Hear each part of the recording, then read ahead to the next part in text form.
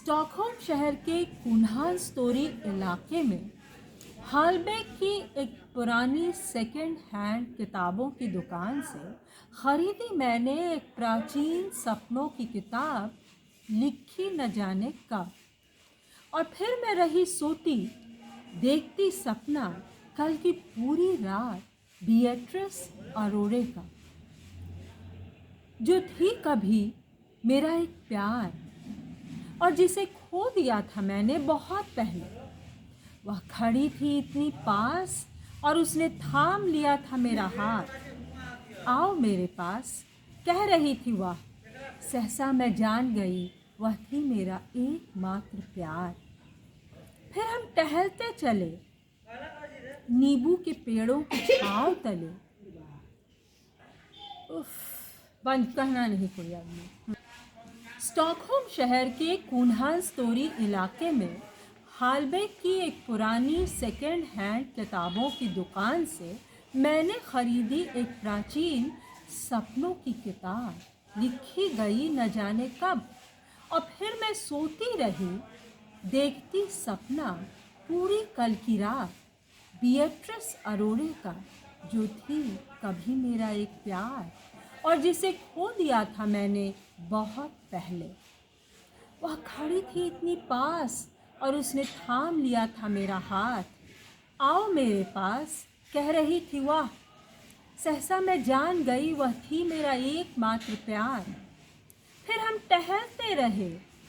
टहलते रहे नींबू के पेड़ों की छांव तले। मैं रोई और मैं हुई उदास। शीत पूर्व पतझड़ के पत्ते थे, सूखे भी गीले भी, लेकिन दिल आह्लादित था मेरा। हम चलते रहे थामे एक दूसरे का हाथ, जैसे बच्चे हों हमारे शब्द। और फिर हम पहुँचे एक पुराने मिल में, जहाँ गा रहे थे अनेकों पक्षी। मैंने कहा, क्या तुम होगी बिल्कुल मेरी, बोलो बिएट्रिस अरोरे, केवल मेरी। तो फिर पकड़ लो मुझे, गर पकड़ सको। वह चिल्लाई और छोड़ गई मुझे दरवाजे पर। मैं दौड़ी और रही ढूंढती, हर कोने रोई भी मैं, लेकिन बिएट्रिस अरोरे मिली नहीं कहीं। मैं जागी रोती हुई बेतरह और एक दर्द के साथ दिल में। फिर मैंने तलाशा सपनों की उस किताब में, लेकिन वहाँ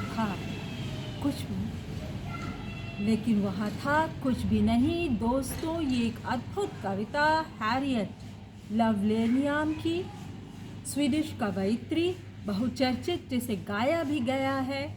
और मुझे ये साझा करते खुशी हो रही है कि न केवल मैंने इसका अनुवाद करते हुए आह्लाद पाया, बल्कि मुझे गमला स्थान के इस इलाके में काफ़ी देर चलने का भी मौका मिला है। तो मैं फिर से धन्यवाद देती हूँ। Was my pleasure translating this poem by the Swedish poetess Harriet Lovelace, and I hope you will like it. Thank you.